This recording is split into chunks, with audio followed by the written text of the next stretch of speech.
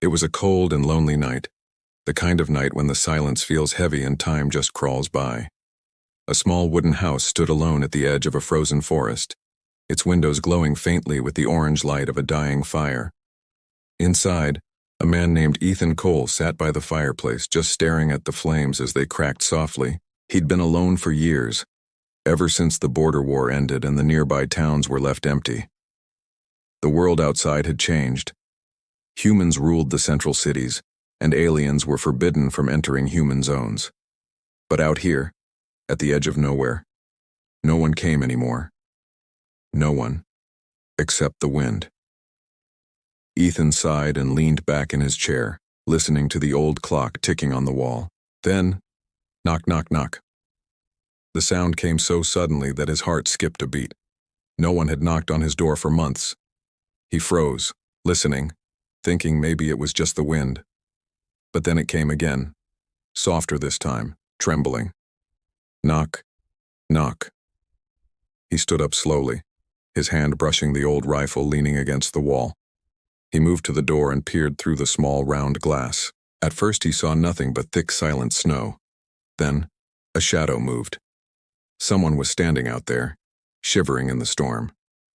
Ethan opened the door just a crack, and the cold wind rushed in, biting at his skin. In the doorway stood a woman, or what looked like one.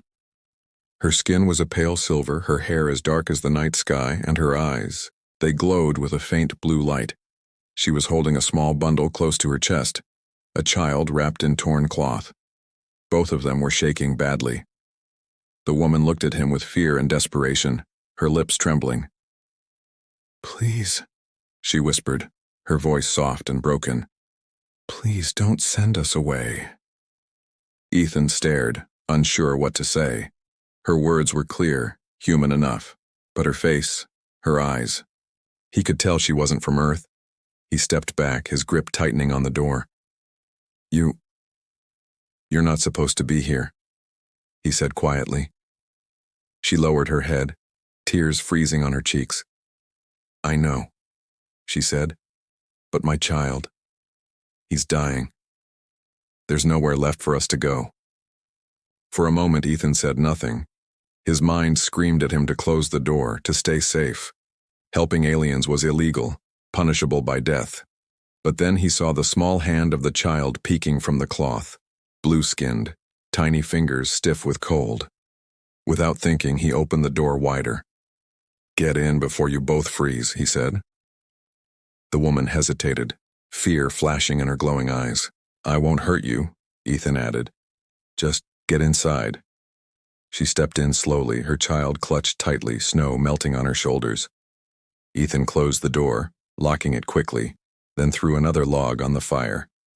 As warmth filled the room, the woman sank to the floor, breathing hard. The child whimpered softly, a strange sound like a mix of crying and humming. Ethan knelt near them, unsure what to do. He grabbed a blanket and wrapped it around the woman's shoulders. She looked up, her lips trembling. "Thank you, human," she said quietly. Ethan nodded awkwardly. "What's your name?" he asked. "Lyra," she replied after a moment, "and this is my son Nail." Ethan noticed how her hands glowed faintly where she touched the child, as if her own warmth was keeping the boy alive. "What happened to you?" Ethan asked. Her eyes filled with tears again.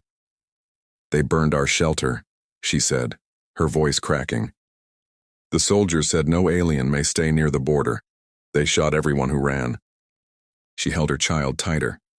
I ran until my legs gave out. Please, I have nowhere else to go." Ethan swallowed hard, his heart heavy. He looked at the child again. His small face was pale, his breathing shallow. "He needs warmth," Lyra whispered. "If he gets cold, he will die." Then she looked up at Ethan, and her next words froze him completely. "Please," she whispered, "I'll warm your bed, if you let my child live here." Silence filled the room, broken only by the crackling fire. Ethan stared at her, unable to speak. He saw it in her eyes. She wasn't offering passion. She was offering the only thing she had left, her dignity, her very self, for her child's life. He turned away, his chest tight with a mix of pity and anger. "You don't have to do that," he said finally, his voice rough. "I'm not that kind of man." Lyra looked down, tears falling silently onto the wooden floor. I just want my son to live," she said softly. Ethan stood and threw more wood on the fire. "Then he will," he said. "As long as I'm here, you both will stay warm." Lyra said nothing, just stared at the flames, her eyes soft with disbelief. Then quietly she whispered, "Thank you." Outside, the storm grew louder, wind howling through the frozen forest. Ethan glanced at the window. Far in the distance, faint red lights flickered, patrol drones moving slowly across the sky. He clenched his jaw, realizing the full weight of what he had done. Hiding an alien was a death sentence. But as he looked back at Lyra and her child sleeping near the fire, he knew there was no turning back. He turned off the main lights and whispered to himself, "Whatever happens, they're safe tonight." The flames flickered, shadows danced on the walls. And outside, unseen by him, a small drone hovered in the trees, its red sensor light blinking softly. Watching, recording, waiting. That night, everything changed. The night passed so slowly. Outside, the storm roared until the first light of dawn. But inside my small cabin, there was only the soft crackle of the fire and the faint, even breathing of two strangers. I sat awake in my chair, my old rifle resting near my hand, my eyes fixed on the alien woman sleeping by the fireplace. Her silver skin shimmered softly in the firelight, and her child, curled against her chest, glowed with a faint blue light beneath the blanket. I'd never seen anything like them. And yet, they looked so peaceful, helpless, almost human. When morning finally came, the sky was a flat gray, snow falling lightly like ash. I stood up, stretching my tired arms, and walked to the window. In the distance I saw them, patrol drones gliding silently through the sky, their red sensor lights sweeping the landscape. Deadly. I turned away quickly, my heart heavy. I knew the law. Harboring an alien was a death sentence. But letting them die, that felt so much worse. Behind me, a soft voice spoke. "You didn't sleep." I turned. It was Lyra, still sitting on the floor, her arms wrapped around her child. Her eyes looked tired, her hair tangled, but her voice was steady. I just shrugged. "Couldn't," I said. "Not with danger outside." She looked down at her child, stroking his cheek gently. "Nail slept," she whispered. "Thanks to your fire." I walked over carrying a bowl of hot broth I'd made. "Here," I said, holding it out. "Eat something." Lyra hesitated, her eyes cautious. "What is it?" she asked. "Just soup," I replied. "Potatoes, beans, no poison." She stared at me for a long moment, then gave a slight nod and took the bowl. Her hands trembled as she lifted it, sniffing carefully before feeding a small spoonful to her son. The boy's tiny lips moved slowly, weakly tasting the broth. And then a faint sound came from him, a soft, low hum, almost like a purr. Lyra smiled, the first I'd seen on her face. It changed everything. "You have a name?" I asked. She looked up. "Lyra," she said quietly. "Of the Lissari." I frowned. "Lissari? I've heard that name." She nodded slowly. "My people lived on the far side of the old colonies, until humans came." Her voice cracked. "We had peace treaties, trade. Then they said we were dangerous." She stared into the fire. "They burned our homes." I felt a sting of guilt, even though I was never a soldier. Just a border engineer, building shelters and fixing machines. Still, her words felt like a fresh wound. "I'm sorry," I said quietly. Lyra shook her head. "It's not your fault, human." Her eyes softened. "You opened your door when others would have shot us." I looked away, embarrassed. I couldn't watch a child freeze to death. Lyra's gaze stayed on me, calm but deep. "Few humans think like you," she said. "Most would rather stay safe than do what's right." Silence fell between us, filled only by the crackling fire. Then suddenly a faint beep echoed from outside. Short, Sharp, mechanical. My head snapped toward the window. I grabbed my old binoculars, peering through the frost-covered glass. 2 black patrol drones hovered low near the tree line, scanning the area with red lasers. My pulse quickened. "They're searching," I whispered. Lyra tensed instantly, pulling her child closer. "They have our scent," she said softly. "We cannot be seen." I turned to her, my mind racing. "Downstairs, basement now." I grabbed a thick blanket, tossed it over them, and led them to the small trapdoor hidden under the old rug. The basement was dark and damp. "Stay here, don't make a sound," I said, lowering them down. Lyra nodded, clutching her child tight. I shut the trapdoor and threw the rug back over it just as heavy boots crunched in the snow outside. A voice called out, "Open up, Border Patrol." Taking a deep breath, I walked to the door. 2 soldiers in black armor stood there, their helmets covered in snow, rifles glowing red. "Sir," one said flatly, "we're scanning this sector. Reports of alien movement last night." I forced a calm face. "Haven't seen anyone." The soldier's visor glowed as he looked around. "Thermal shows heat signatures." I shrugged. "That's my fire. I live alone." The other soldier stepped forward, scanning the inside with a device. It beeped once, then stopped. "Old wiring interference," he said. "Nothing here." They started to turn away, but one looked back, his eyes narrowing. "You live alone out here?" I nodded. "Been that way since the war." The soldier studied me for a moment, then finally said, "Stay that way," and walked off into the snow. I waited until they were gone, my heart pounding so hard I could hear it. When I lifted the trapdoor, Lyra was still clutching her child, her eyes wide with fear. "They're gone," I whispered. Her own eyes glistened with tears. "You risked your life for us," she said softly. "Why?" I sat down heavily beside the opening, rubbing my tired eyes. "I don't know," I admitted. "Maybe because someone has to do what's right." Lyra looked at me quietly, her eyes seeming to glow brighter in the dark. "Humans once called my people demons," she said. "But tonight I think you are the angel." I managed a faint smile. "Don't say that. I'm no angel." She shook her head gently. "You gave us warmth when the universe turned cold." I closed the trapdoor again, hiding them from the world.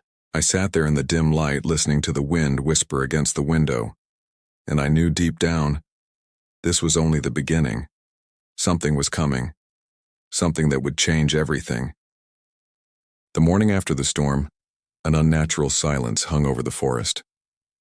The air felt heavy, as if unseen eyes were watching from the trees. I moved quietly through my cabin, checking every window, every door, twice.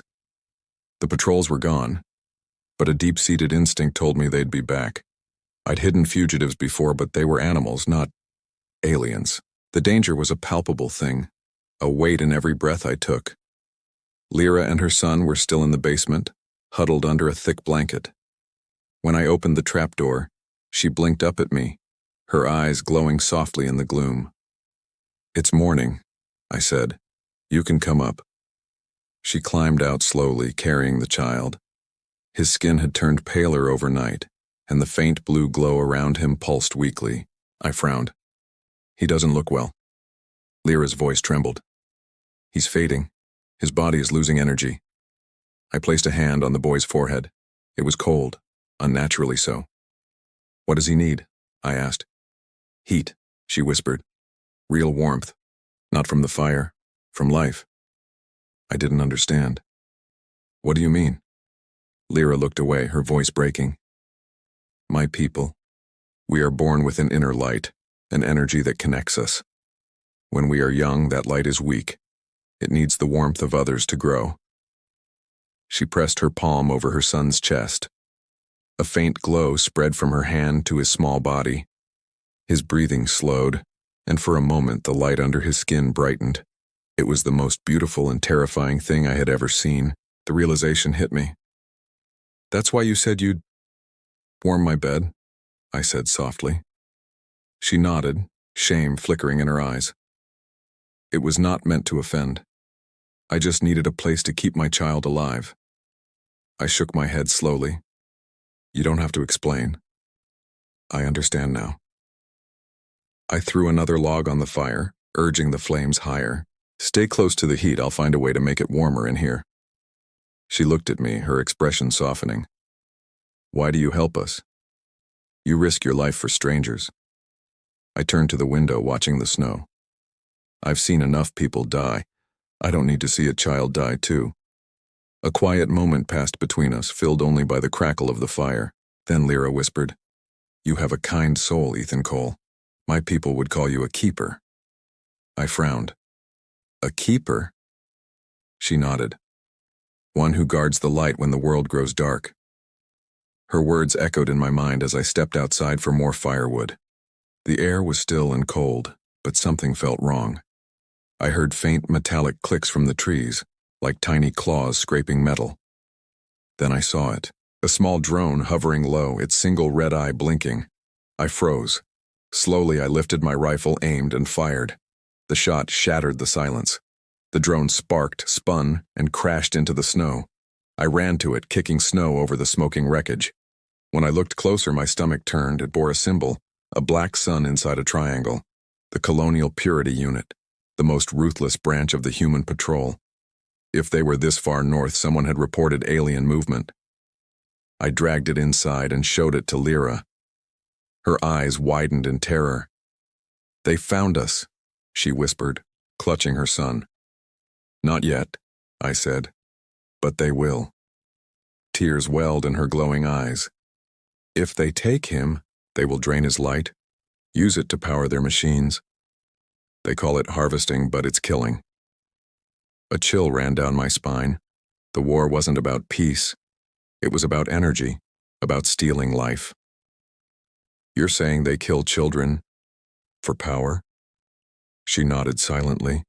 I clenched my fists, my heart pounding with rage. I fought for humanity once, but had we already lost our soul? Suddenly, the boy stirred. A soft blue glow spread under his skin, growing brighter, flooding the room. He's reacting, Lyra gasped. His core is awakening, but it's too early. The light burst like a silent wave. Every metal object in the room vibrated. The lights flickered and the drone wreckage sparked. Then silence. The glow faded and the boy fell still. Lyra sobbed, pressing her forehead to his. I knelt beside them, my own heart stopping until I heard it, a faint, steady heartbeat. The gentle glow returned. Lyra exhaled in relief. He lives. I stared at the child in amazement. What is he? Lyra lifted her tear-streaked face. He's the last of the Lissari heirs, she whispered. His light can awaken world, or destroy them. My blood ran cold. I glanced at the window. Through the falling snow and gray mist, red patrol lights were moving closer. Far too close. I looked back at Lyra and her son. They'll be here soon. For the first time since the war ended, I felt fear. Not for me, but for what would happen if humanity found this child. The fire had burned low, casting a soft orange glow across the small cabin. I sat by the window, watching the snow fall, turning the world outside into a silent white canvas. But my heart was anything but quiet. Every time I closed my eyes, I saw him.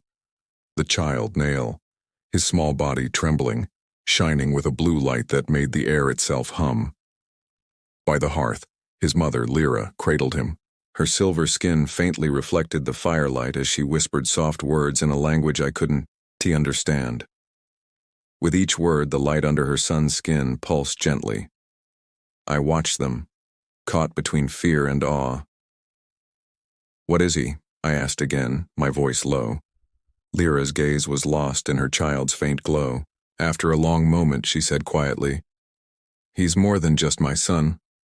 He carries the breath of our world inside him. The breath of your world? I frowned, trying to grasp what she meant. She nodded. Every Lissari child is born with a spark, a living memory of our planet's heart. It keeps our race connected even across the stars.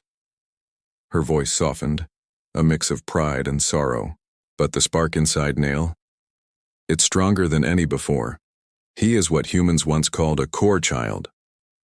I didn't fully understand, but I felt the immense weight in her words. Lyra's eyes shimmered. When the soldiers destroyed our cities, they wanted one thing: the cores, the children like Nail. They believe our light can power their machines forever. Her face tightened with pain. They hunted us like animals, and I ran. My jaw tightened. And now they're coming again. I glanced at the broken drone on the floor, a casualty of Nail's earlier energy surge. They won't stop until they find you. Lyra nodded, her voice trembling. I know. But if they take him, it will end everything my people died to protect. Far beyond the trees, faint red lights blinked through the mist. Patrol drones, and they were closer than before. We don't have long, I muttered.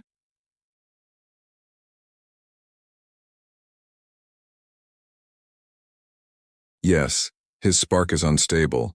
It needs life near it. I hesitated for only a second. Then let's keep him warm, whatever it takes. I gathered blankets, old clothes, even straw from the shed, creating a thick makeshift nest near the fire. Lyra laid Nail in the center, and the boy stirred, his eyes flickering open like tiny blue stars. For the first time I saw their color, a deep ocean blue, filled with an impossible light. As he looked at me, a strange warmth spread through my chest, calm and heavy, like a long-lost peace. Suddenly the air shifted, the temperature rose, and a faint blue mist began to swirl around the boy. He's linking, Lyra gasped. Linking? He's trying to connect, to share his warmth with you. Before I could react, the mist touched my arm. It wasn't burning, but a deep, profound warmth like standing in sunlight after years of cold. Memories flickered through my mind. My wife's laughter, the war, this empty house, the long silence. And then, her voice, clear as day. You're not alone anymore. I gasped and stumbled back, breaking the link. The mist vanished, and Nail whimpered softly. Leaning against the wall, my breath shaking, I asked, "What was that?" Lyra looked at me with a gentle sadness. His spark reached into you. It saw your pain and tried to heal it. I rubbed my arm, the warmth still lingering under my skin. Your child. He's not just energy, is he? She shook her head. No, Ethan. He is life itself. Just then, a low hum started from outside, the deep sound of engines. I moved to the door and peered out. Through the snow, dark shapes were moving. Not just drones this time. Vehicles. Soldiers. They found us, I whispered. Lyra was on her feet, clutching her child, her eyes wide with terror. Nail's light. It must have drawn them here. I closed the door, my heart pounding. We have to run. I know an old tunnel behind the house. It leads to the ravine. He's too weak, she hesitated. I met her gaze, a fire of my own igniting within me. Then I'll carry him. I won't let them take him. Tears filled her eyes. Why? She asked softly. Why risk your life for us? Because someone has to remind this world what humanity means. I grabbed my coat, my old rifle, and pulled open the trap door. As Lyra climbed down, the sound of engines grew louder, closer, metallic, cold, merciless. I took one last look at my small cabin, the only home I had left, then climbed down and pulled the trapdoor shut. As we moved through the narrow tunnel, Nail stirred in my arms. A soft voice echoed not in my ears but in my mind.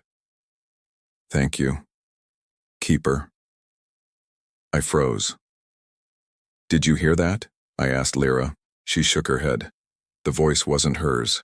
It was the child's. At the end of the tunnel, a faint blue light flickered ahead. The old refuge, Lyra gasped, her voice trembling with hope. It's still alive. What is it? I asked, stepping closer to the glow. An ancient beacon. My people built it long ago. It might save us. Behind us, soldiers' voices echoed down the tunnel. closing fast. I tightened my grip on the child. Then let's hope it still works. As the beacon's light grew stronger, the very earth around us began to hum, like something ancient waking from a long, long sleep. The tunnel ended behind a fallen cliff, hidden beneath thick roots and frozen earth. I pushed the rocks aside, my breath clouding in the icy air. The forest stretched before us, silent, endless, but alive with danger. Far in the distance, red searchlights moved between the trees like slow-moving eyes. The soldiers were here and they were spreading out. Behind me, Lyra held Nail close, whispering softly to calm him. The boy's skin still glowed faintly blue beneath the blanket, every heartbeat sending a shimmer through the air. I crouched beside her. "We'll move north," I said. "There's a ravine that leads to the ridge, hard to scan from the sky." Lyra nodded, fear shadowing her face.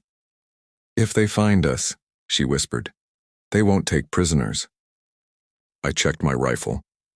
Old, rusty, but still loaded. I handed Lyra a small thermal blanket. "Keep him wrapped," I said, "no matter what." As we stepped out into the snow, the quiet forest no longer felt safe. It felt like it was holding its breath. For hours we moved through the trees, our footsteps barely leaving prints. Each sound made my pulse race. Then as we reached a clearing, the ground began to vibrate. The distant rumble of engines grew louder. I looked up and saw them, black armored vehicles crawling through the forest. Drones hovered above, their red lights blinking like predators in the dark. Lyra gasped, clutching Nail tighter. "They're scanning for his energy," she said. "They'll sense him soon." My eyes darted to the ridge nearby, a steep rocky wall covered in snow and roots. "There," I said. "We climb. It's the only way." Lyra hesitated, exhausted. "I can't. Not with him," she whispered. I didn't think twice. "Then I'll carry him." I lifted the child gently into my arms. He stirred, his eyes opening. For a brief moment, his tiny, glowing hand touched my chest. A soft warmth spread through me, steadying my breathing and filling my tired limbs with strange strength. Even my frostbitten fingers no longer ached. The boy whispered faintly inside my mind, "Don't stop." We climbed, pulling ourselves over roots and frozen rocks. Below us, the engines grew louder. The soldiers had arrived. Through the trees, I saw the flash of red laser lines cutting through the air. "Heat signature detected," one soldier shouted. Another voice replied sharply, "Sector 9, move in." I cursed, climbing faster. Lyra struggled behind me, her breaths ragged. When she slipped, I reached down and pulled her up. "Come on, we're almost there." But just as we reached the ridge's top, a sharp beam of red light cut across the snow beside us. A drone had spotted us. Alarms blared. A mechanical voice echoed, "Unauthorized lifeforms detected. Capture order engaged." I turned and fired my rifle. The bullet shattered the drone's lens in a burst of sparks, but more drones appeared, glowing red, their engines humming like angry bees. Lyra crouched low, covering Nail. The child's glow brightened suddenly, pulsing like a heartbeat. "What's happening?" I shouted. Lyra looked up, her eyes wide. "He's reacting to their energy. It's making him unstable." Blue light burst from the child, bright and blinding. The air trembled, snow lifting off the ground as if gravity had vanished.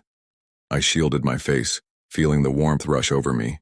The drones spun wildly, their sensors short-circuiting, and one by one they dropped to the ground like stones. When the light faded, the forest fell silent again. I looked at Nael. His glow had dimmed. Lyra held him, tears streaming down her face. "He used too much," she whispered. "He's burning his own life to protect us." My throat tightened. This small child had more power than an army. Then I heard it, a low, heavy rumble. A massive armored transport had arrived. Soldiers poured out, their leader stepping forward, a tall man with a cold face and glowing mechanical eyes. "Colonel Voss," I muttered, recognizing him from old war reports. His voice boomed. "Hand over the alien child and you may live, resist and you'll die with them." Lyra shook her head firmly. "No," she whispered. We don't surrender. I gripped my rifle. Get to the beacon, I whispered to her. It's close, right? She nodded. Just beyond the ridge. Then go, I said. I'll hold them off. Her eyes widened. You'll die. I smiled faintly. Maybe, but at least it'll mean something. As Lyra ran, I stood my ground at the ridge. I loaded the last bullets into my rifle and took aim. Down below, the soldiers began to climb. I whispered to myself, let's see if humanity remembers what courage looks like. The first shot echoed through the frozen forest, and that night the man who once lived alone became the shield between worlds. Snow whipped through the air like white fire. Lyra ran through the forest, her breath catching in her throat, her arms clutching her son, Nail, tightly against her chest. Behind her, the sharp crack of gunfire echoed through the valley. Ethan was fighting alone. Each shot felt like a heartbeat fading into the storm. She desperately wanted to turn back, to help him, but she couldn't. Her son's life came first, and Ethan had made his choice. Nail's faint glow pulsed softly against her, his small hand clutching the fabric of her cloak. Stay with me, she whispered, her own tears freezing on her cheeks. The trees stretched on forever, a dark, endless maze. Then, a glimmer of hope. Through the thick fog, a faint blue light flickered, the ancient beacon. It rose from the ground like a tower of crystal and stone, half buried and forgotten, its surface carved with strange, shimmering symbols. Lyra stumbled toward it, her strength nearly gone. As she reached its base, she collapsed to her knees, her voice breaking as she whispered in her native tongue, Please, awaken. Hear my call. For a long moment, nothing happened. Only the wind howled through the trees. Then the symbols began to glow one by one.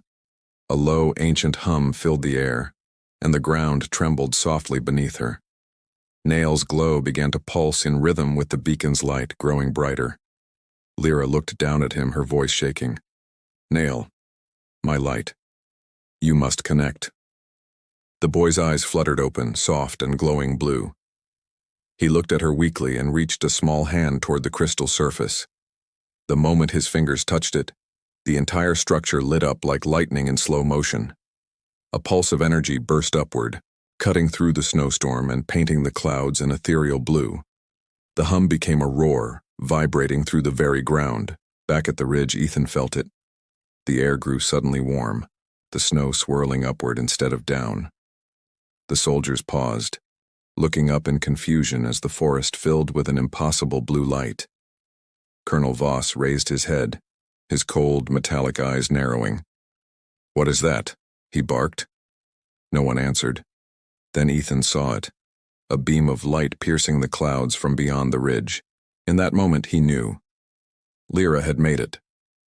He smiled faintly, gripping his rifle. Good, he whispered.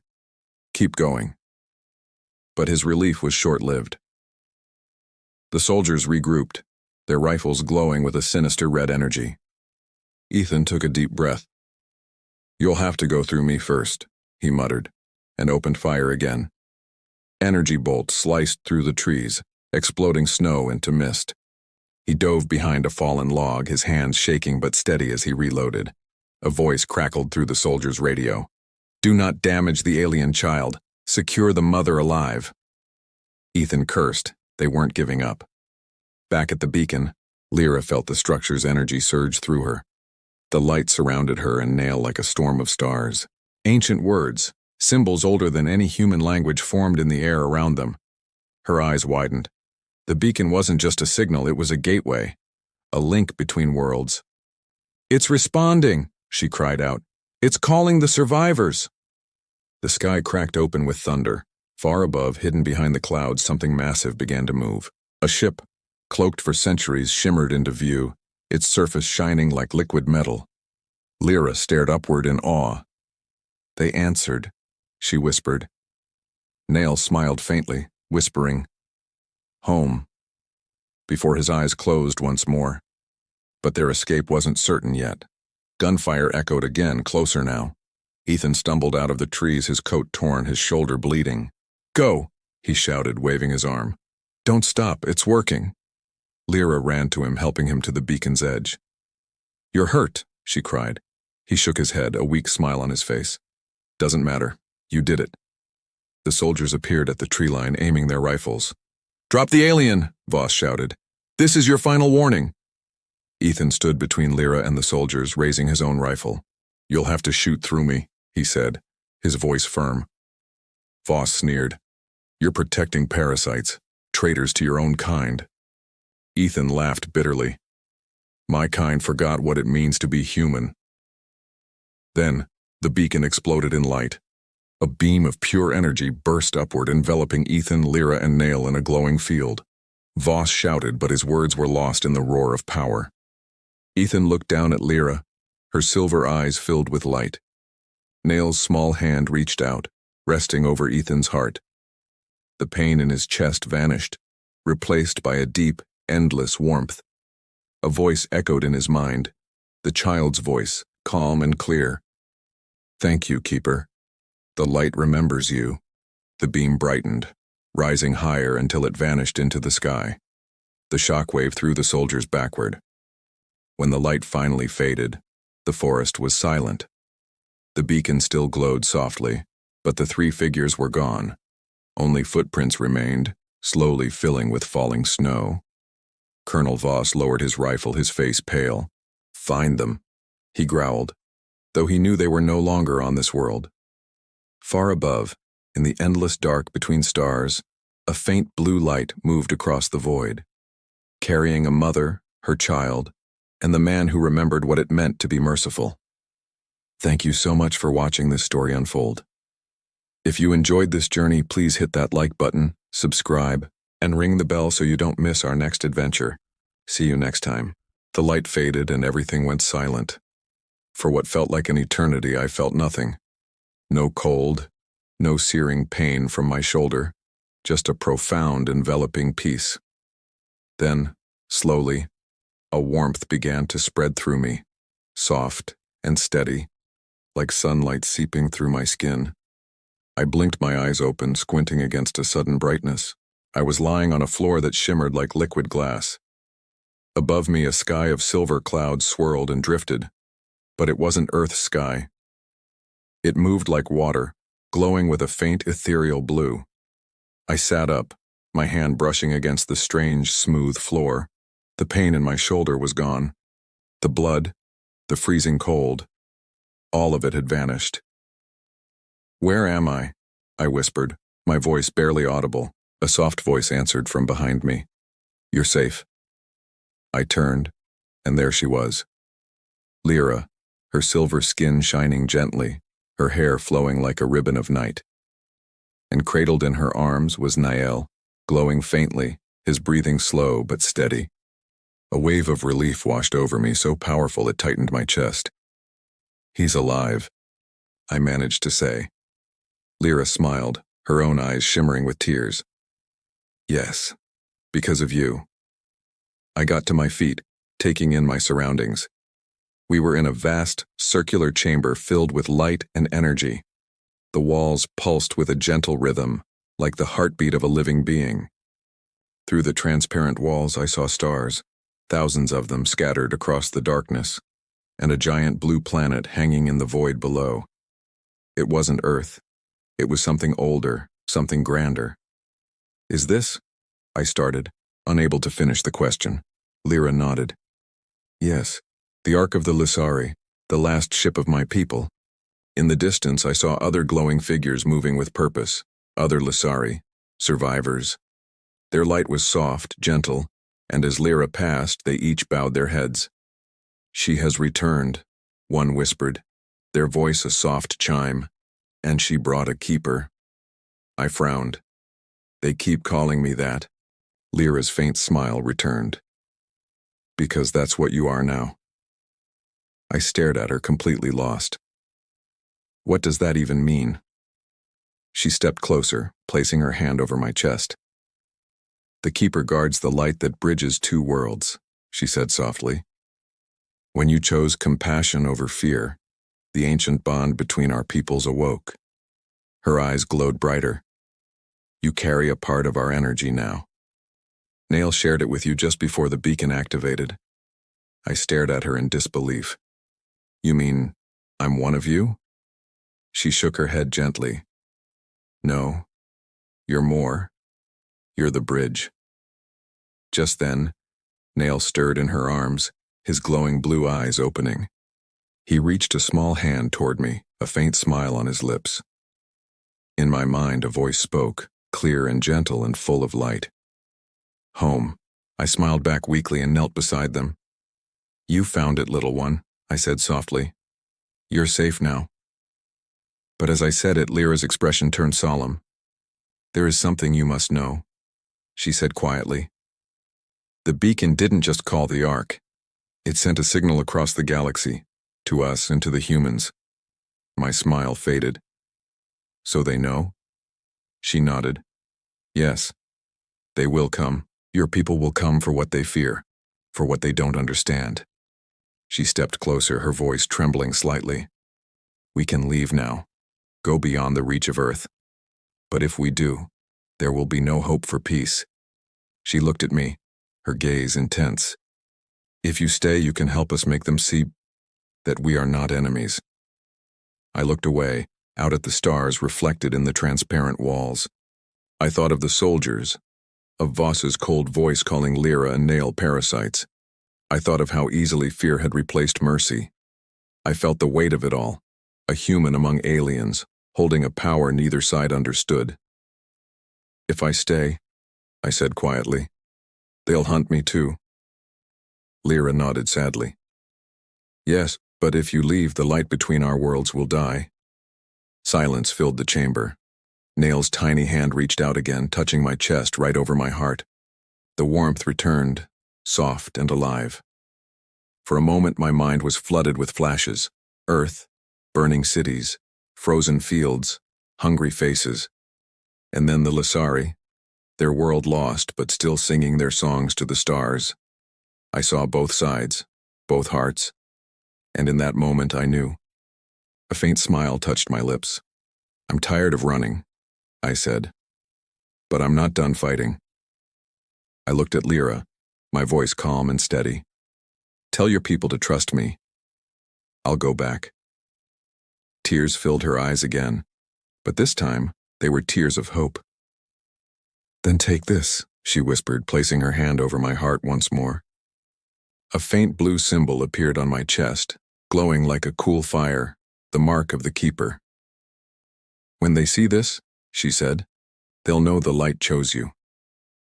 I nodded, a flicker of fear stirring deep inside me, but I pushed it down. Will I see you again? I asked quietly. Lyra smiled, a true, radiant smile. You already do. A bright light filled the chamber, wrapping around me like water, Nail whispered softly, his voice echoing in my mind one last time. Keep the warmth alive. Then everything vanished. When I opened my eyes again, I was standing in a snow-covered field on Earth. The ruins of the beacon lay silent behind me. Above, the dawn sky was a faint blue like a promise. I looked down at my hands. Faint trails of light still shimmered just beneath my skin, and for the first time in years I smiled. I knew that somewhere far above, hidden beyond the clouds, the Ark was watching. And I knew that one choice, one act of compassion, had changed the fate of two worlds, forever. Thank you so much for joining me on this journey. If you enjoyed this story, please hit that like button, subscribe, and ring the bell so you don't miss what happens next. Until next time, stay curious.